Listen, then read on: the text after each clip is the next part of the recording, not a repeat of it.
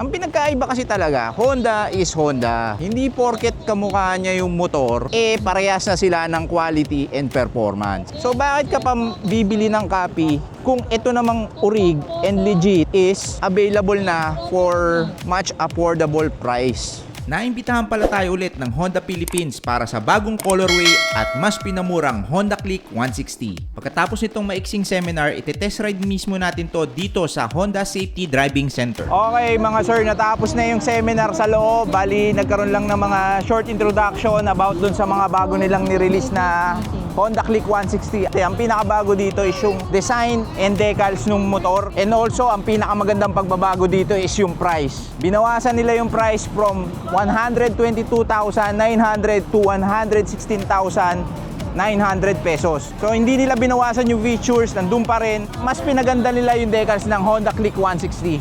So mamaya ite-test ride natin itong mga motor na to dito sa Honda Safety Driving School. So yan, stay tuned.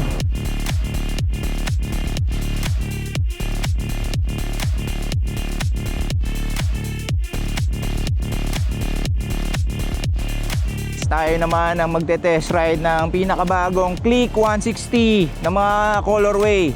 So meron pula, may silver, tsaka may itim. So ayan, dito na lang tayo pala sa pula. Naunahan pala tayo dito sa silver. Kasama natin Lito Reyes Project. Yes sir.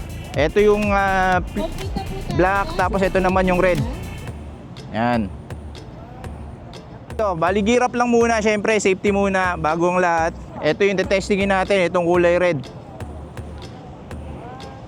Yan. Ito, Honda Click. Subok na subok na. Saktong sakto. Honda number 1. Yan.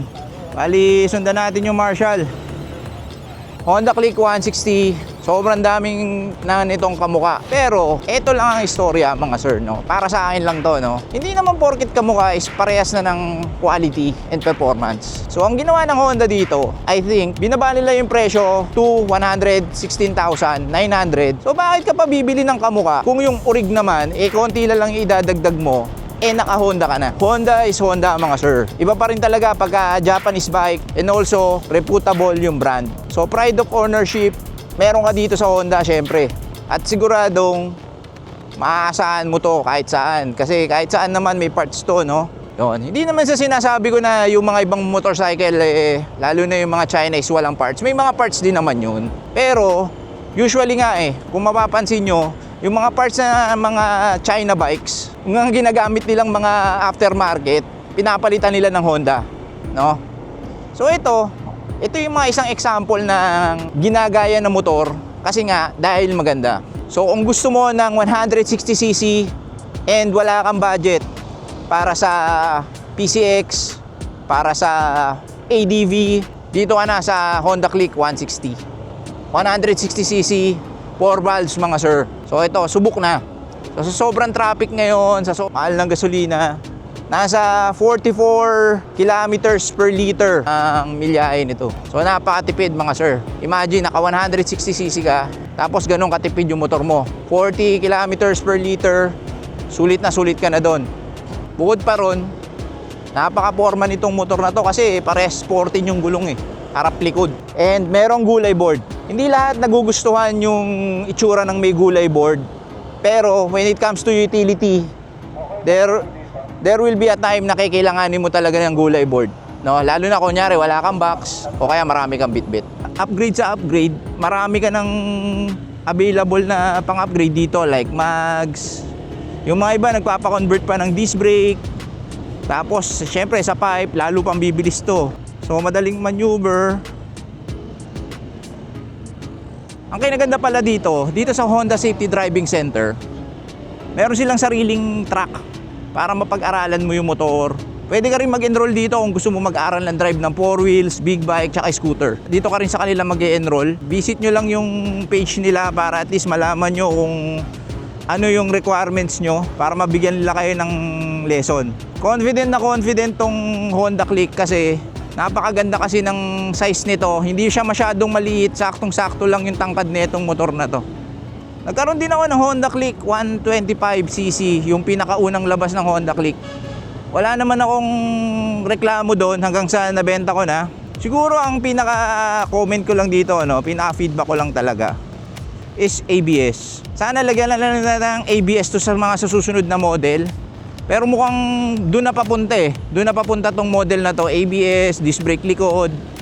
Pero kahit na walang ABS to, meron naman siyang CBS. Kaya huwag kang mag-alala kasi pagka pinreno mo tong likod, bibigyan ka rin niya ng konting preno sa unahan. So combi brake system ang tawag nila dito. Ayan, meron silang brake test dito. Pwede kang mag-testing ng brake mo. Sarap talaga ibiran itong click na to. Lalo na siguro kung may karga to. Ito talaga yung mga magandang i-project eh. Braking, hindi ka isasayaw nito sa 40 kilometers, 30 kilometers per hour. Pero syempre, mas maganda pa rin talaga yung may ABS. Etong tinetesting natin dito is yung CBS, kung ano ba yung magiging response niya. So far, okay naman siya sa instruction nila na 30 kilometers per hour to 40 kilometers. Sarap talaga ng Honda Click. Nakakamiss yung Honda Click ko dati. Tapos yung dash nito, yung configuration, Honda Click pa rin siya, no? Mas maganda lang ng konti ito kaysa sa 125. 30 to 40 kilometers per hour, sudden brake. Yun ang kailangan natin gawin. Ayos! Honda Click, kung ano yung ine-expect natin, ibibigay sa'yo ng Honda Click. 60 bagong decals, ito pula, ito yung black, yun yung black, tapos yun yung silver. 116,900 pesos. Binawasan nila ng presyo pero busog na busog pa rin sa features. Yan, bali may USB pa rin to. And mas lalo pa nilang pinaganda. Kung nagustuhan niyo tong video na to, don't forget to like and subscribe. And also, like and subscribe din kayo kay Lito Reyes Project kung gusto niyo magpakabit ng mga Honda Click heavy duty bracket. Yan, si Lito Reyes Project. Yan ang isa sa mga idol natin pagdating sa bracket. Yan ang pinakabagong Honda Click 160 sa halagang 116,900 pesos. Dati siyang 122, pinababa nila ng 116,900 pesos. Honda Click 160, step up your game. Don't forget to like and subscribe Dadder Show YouTube, pati sa Facebook. Motovlog. Yes sir! Okay, bukod sa price na 116,900 coming from 122,900, ibinaba na nila ng 116,900. Bukod sa bagong presyo, yan, iniba nila yung mga decals. Ayan, I think itong part na to, parang bago tong part na to eh. Ngayon ko lang nakakita to. And then, bukod sa decals, yung mga kulay, matte black, matte silver, tsaka matte red. Ayan. Sama pala natin dito si Trupa. Trupa. Shoutout sa'yo, Moto Hars, yun. Kala ko Motodeck eh. Oh, Trupa. Yan. Yan, kasama namin si Trupa. Tapos yan, ang kulay pula, matte red. Bago rin yung decals. Okay, kung ako tatanungin nyo, ang pinaka-trip kong kulay dito, itong puti. Bali, ang tawag nila dito is matte silver. Yan. Ito yung pinakamaganda, no? Sabi rin ni Trupa approve. Yan yung pinakagusto mo, no? Black, white, Trupa. silver. Yan, silver, matte silver. Kasi itong black, medyo okay lang sa akin to. Ang pinaka talagang trip ko dito, itong silver. Iba yung kulay niya. Ganda ng kulay. Tsaka pagdating mo kasi dito sa bulsa, puti eh, oh. Pinaka kitang-kita to sa daan. Itong kulay na to, itong colorway na to. Blue.